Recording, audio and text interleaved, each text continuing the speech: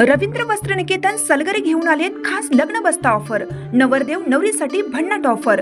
15,000 रुपयाची खरेदी करा आणि फक्त 10,000 रुपये भरा। ही ऑफर फक्त सलगरे शाखेत उपलब्ध। अप्रतिम लग्न सराई कलेक्शन, सुंदर नवरीसाठी भरजरी साड्या, नवऱ्यासाठी शाही शेरवानी सूट। आहेरी ऑफर ही सुरू। आहेरी साड्या 10 घ्या 1 फ्री। पॅन्ट शर्ट जोडी 10 घ्या 1 फ्री।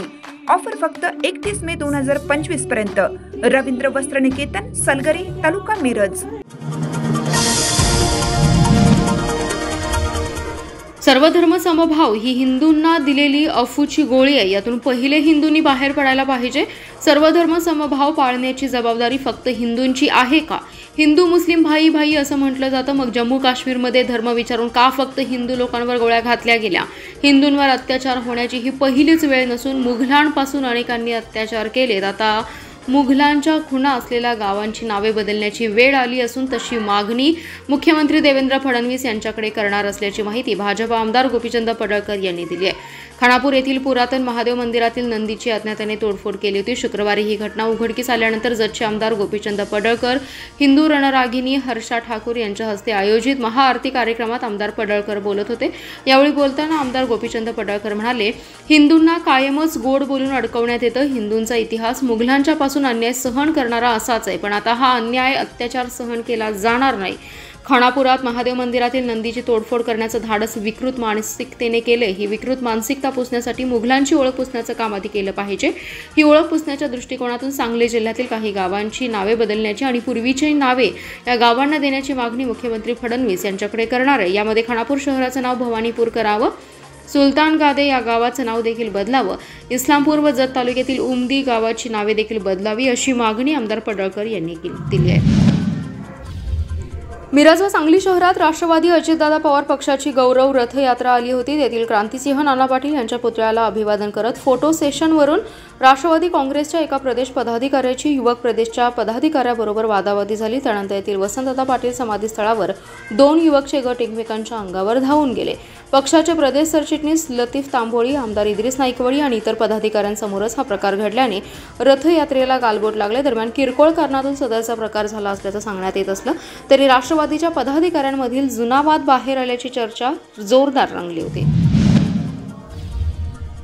सांगली येथील वसंतदादा पाटील शासकीय रुग्णालयाने सांडपाणी प्रक्रिया न करता थेट ड्रेनेजमध्ये पाणी सोडल्याप्रकरणी हरित न्यायालयाने रुग्णालयाला 4,62,60,000चा दंड ठोठावलाय। 2 महिन्यात दंड भरण्याचे आदेश हरित न्यायालयाने दिलेत। दरम्यान मिरज येथील शासकीय रुग्णालयाला डिसेंबरमध्ये 4.5 कोटींचा दंड केला होता। त्यांनी 2 वर्षात सांडपाणी प्रक्रिया प्रकल्प पूर्ण करण्याचे प्रतिज्ञापत्रक न्यायालयाने सादर केल्याने 24 महिन्यासाठी हा दंड स्थगित केलाय। या संदर्भात सामाजिक कार्यकर्ते रवींद्र वळवडे यांनी हरित न्यायालयात रुग्णालयांच्या प्रदूषणाविरोधात याचिका दाखल केली होती। त्यानुसार हरित न्यायालयाने हा दंड ठोठावलाय। वळवडे यांच्या वतीने ॲडव्होकेट ओंकार वांगीकर यांनी बाजू मांडली। याची माहिती देताना रवींद्र वळवडे म्हणाले, सांगली व मिरज शासकीय रुग्णालयातील सांडपाणी कोणतीही प्रक्रिया न करता थेट सार्वजनिक ड्रेनेजमध्ये सोडलं जातं। यामुळे गंभीर स्वरूपाचे प्रदूषण होते। दोन्ही रुग्णालय प्रदूषण नियंत्रण मंडळाच्या वैध परवान्यांशिवाय सुरू आहेत। जैववैद्यकीय कचऱ्याचं वर्गीकरण आणि विघटन नियमानुसार केलं जात नाही, यामुळे याचिका दाखल केली होती। सांडपाणी प्रक्रिया प्रकल्पासाठी सांगली रुग्णालयाने कोणतीही हालचाल केली नसल्याचे न्यायालयाच्या निदर्शनास आणून दिलं। त्याची दखल घेत 4,62,60,000 रुपयांचा दंड ठोठावण्यात आला। ही रक्कम प्रदूषण नियंत्रण मंडळाकडे 2 महिन्यात भरावयाची आहे। त्यातून मंडळ स्वतःच सांगली रुग्णालयात सांडपाणी प्रकल्प उभा करणार आहे। प्रकल्प लवकरात लवकर उभारला नाही तर दंडाची रक्कम वाढत जाईल, असंही न्यायालयाने स्पष्ट केलंय।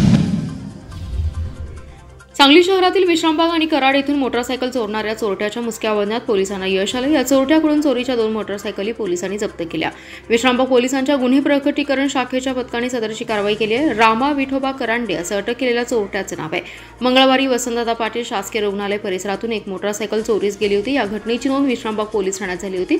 सदर गुन्ह्याचा तपास गुन्हे प्रकटीकरण शाखेचे पथक करत होते। यावेळी रात्री गस्त घालत असताना संशयित रामा करांडे हा चोरीची मोटारसायकल घेऊन विश्रामबाग परिसरातील कुंभार तुषारमाळा परिसरातून घेऊन जात होता. त्याच्यावर संशय आल्याने त्याला थांबवून त्याच्याकडे चसून चौकशी केली.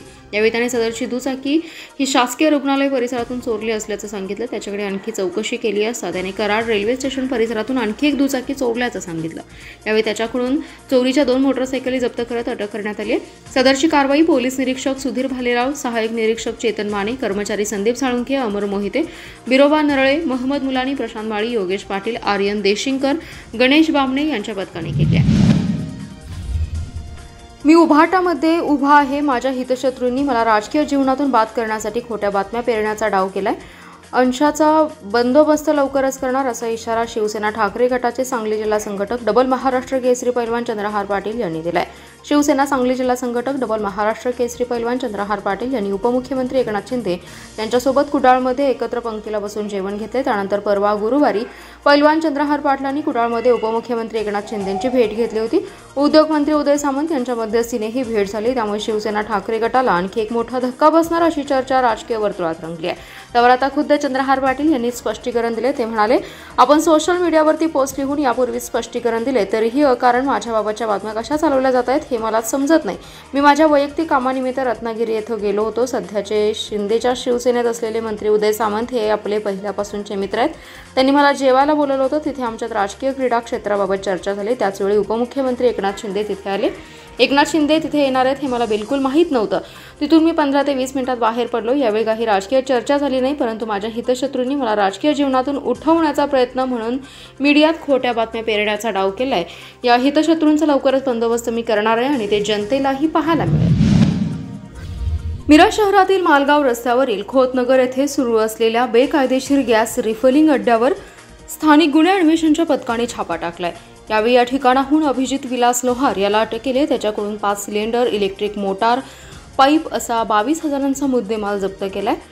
पोलीस अधीक्षक संदीप घुगे व अपर अधीक्षक ऋतू खोकर यांनी गुन्हे अन्वेषणच्या पथकाला बेकायदा गॅस रिफिलिंग अड्ड्यांवर छापे मारण्याचे आदेश दिले. त्यानुसार गुन्हे अन्वेषणचं एक पथक कारवाईसाठी सज्ज केलं होतं.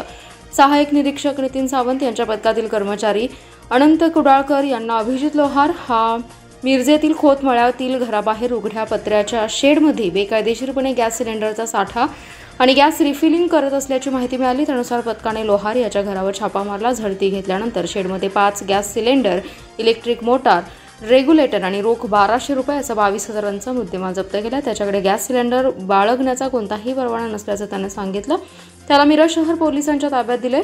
पोलीस कर्मचारी अनंत कुडाळकर यांनी याबाबत फिर्याद दिली आहे.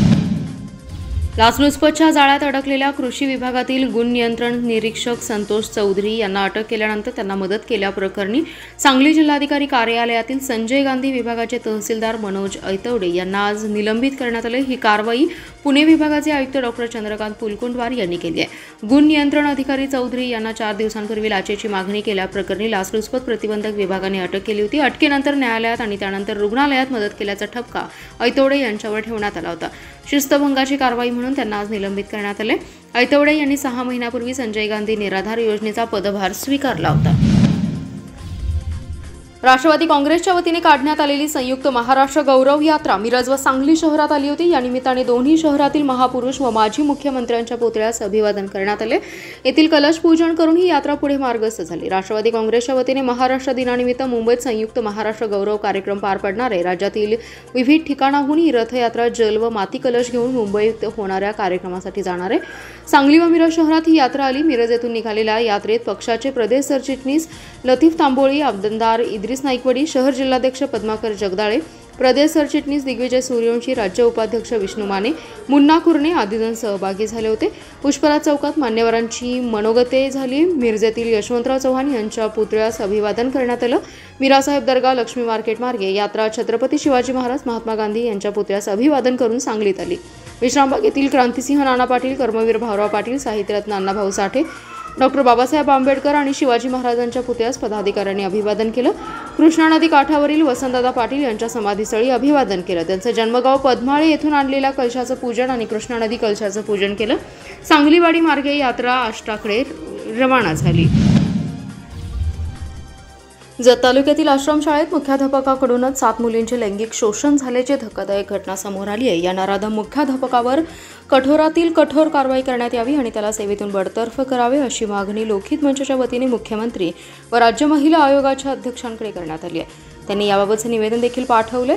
अध्यक्ष मनोज भिसे म्हणाले, जत तालुक्यातील आश्रमशाळेत मुख्याध्यापकाकडूनच शालेय मुलींचे लैंगिक शोषण झाल्याची घटना उघडकीस आली आहे।